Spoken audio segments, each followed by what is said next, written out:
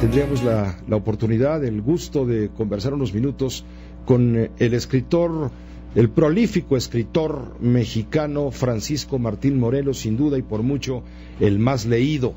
Y queremos conversar con él sobre el tema Porfirio Díaz. Francisco Martín Moreno, seguramente usted lo ha leído, ha escrito mucho y sobre México siempre.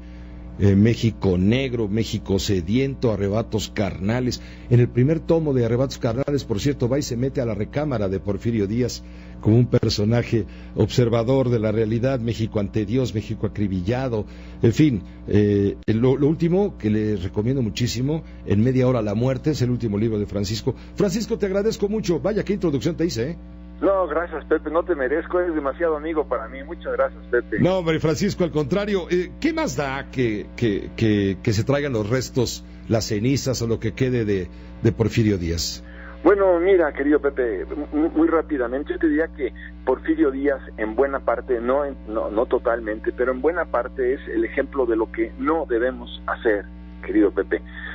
Yo creo que tiene partes, como todos los políticos, rescatables, pero yo te diría que nunca perdamos de vista que Porfirio Díaz llegó al poder a través de un derrocamiento del gobierno del presidente constitucional Sebastián Lerdo de Tejada. Porfirio Díaz es un golpista, Pepe. Porfirio Díaz llega al poder después, en primer lugar, el gobierno del estado de Oaxaca le regala una hacienda que se llama La Noria. ¿Qué hizo en La Noria a título de agradecimiento al gobierno del estado de Oaxaca? Bueno, organizó el plan de La Noria para derrocar al gobierno constitucional de Benito Juárez, el famoso plan de La Noria. Afortunadamente fracasa, intenta por diferentes vías ser el presidente de la República por la vía electoral en 4 ocasiones, y en 4 ocasiones fracasa, hasta que traba una alianza con el clero católico, hace el plan de Tuxtepec y derroca al gobierno de Sebastián Lerdo de Tejada. Yo te diría, Pepe, que este es un ejemplo de lo que no queremos en nuestro país. Insistir en Porfirio Díaz después de este antecedente es algo temerario y me parece además muy irresponsable. Yo no quiero ser radical, Pepe, ni mucho menos plantear esto como si yo fuera un fanático enemigo de Porfirio Díaz, no. Lo que quiero es hablar y que los hechos hablen y que tu gigantesca audiencia juzgue a través y a partir de la realidad histórica de este país. Porfirio Díaz llega al poder a través de un golpe de Estado. Y además, no sola, pero lo más importante es que llega a través de la bandera de la no reelección, porque Porfirio Díaz estaba harto de la reelección. ¿Qué sucede? Se reelige desde 1884 hasta el año 1910, Pepe. O sea, más de 30 años después de que estaba harto de la no reelección, se reelige hasta hartarse. Entonces, ¿y eso lo hace merecedor Francisco Martín Moreno al exilio eterno? Yo creo que sí, Pepe, yo creo que es una traición a la República. Por eso también dijo Ralph Redel, el gran biógrafo de Juárez, dice, el gran enterrador del liberalismo mexicano del siglo XIX se llama Porfirio Díaz. Él es el que entierra el liberalismo, él es el que traiciona la Constitución de 1857, él es el que acaba con las garantías individuales, porque decían, nadie puede ser privado de la libertad sino mediante un juicio, bueno, todo lo que tú quieras. Bueno, él traiciona todo esto, él todos los privilegios por la vía de los hechos que se habían conquistado durante la Guerra de Reforma, que duró 3 años, y bueno, y nos destruimos como país. Pero no solamente eso, Pepe, sino además él persigue, él acaba con la libertad de expresión que tanto se buscó en la Constitución del 57 y que los liberales mexicanos, a partir del Nigromante y todos los que tú quieras, lucharon por todo ello, igual que Zarco, que Guillermo Prieto, que Benito Juárez y que Melchor Ocampo. Él acaba con la libertad de expresión y a sus opositores los manda a Ulúa. O sea, imagínate, Pepe, ¿de qué estamos hablando? O a la cárcel de Belén. Entonces yo creo que no podemos permitir que prospere la posibilidad por el simbolismo que implica la intolerancia y el absoluto traición a la República, Pepe. Que construyó ferrocarriles, mi agradecimiento. Que invitó a la inversión extranjera, sí, pero al mismo tiempo que invitó a la inversión extranjera, tampoco hubo un paralelismo político para poder sostener esta expansión económica, que sí la logró, pero de cualquier manera la concentración del poder fue, y de la economía y de la riqueza, fue de tal manera absurda que su dictadura terminó en la violencia. Él llegó a la presidencia con la violencia y salió con la violencia y dejó al país en un baño de sangre, Pepe. Por eso es que yo me niego a que venga, a que se repatrien los restos de este tirano. Bueno, hay quien dice, como Héctor Mauleón, seguramente lo leíste hoy en el Universal, quien dice que otra vez los herederos espirituales de la revolución se desgarran las vestiduras, ponen los ojos en blanco y sientan que el santo se les va al cielo.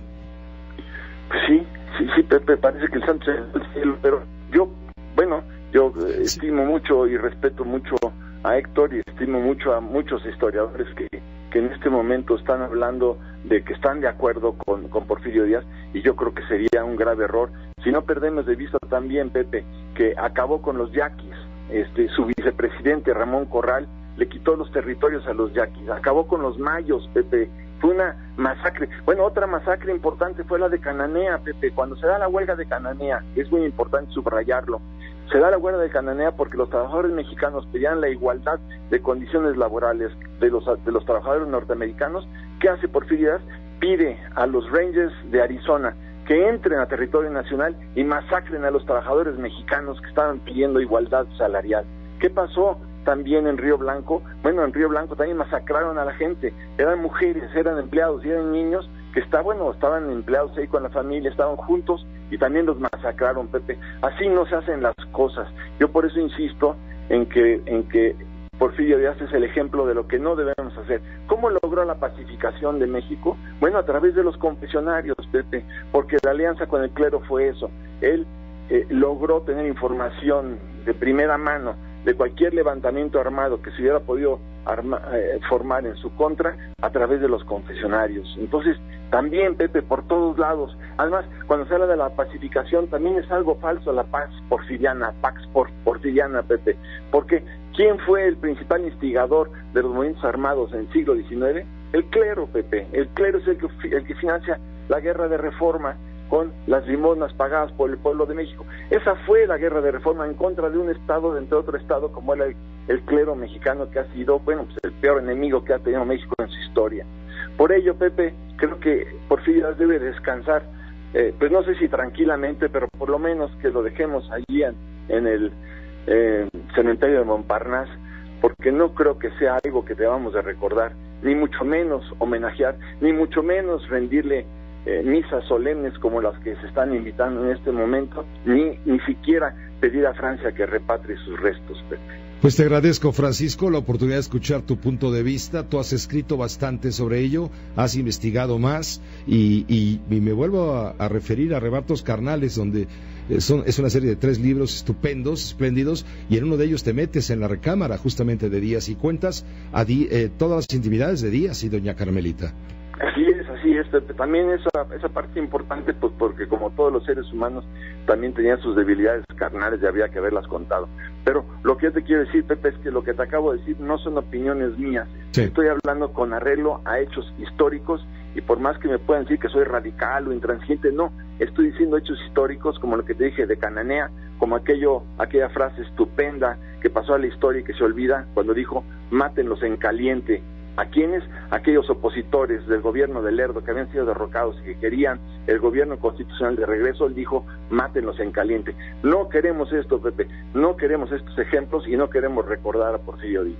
Te agradezco, Francisco Martín Moreno, un gran saludo y una gran oportunidad de escucharte siempre. Gracias, Pepe, un abrazo para ti y para tu audiencia. Muy fuerte para ti, gracias. Francisco Martín Moreno, escritor, investigador, historiador, dando esta perspectiva, este punto de vista en torno a la polémica sobre la probable repatriación de los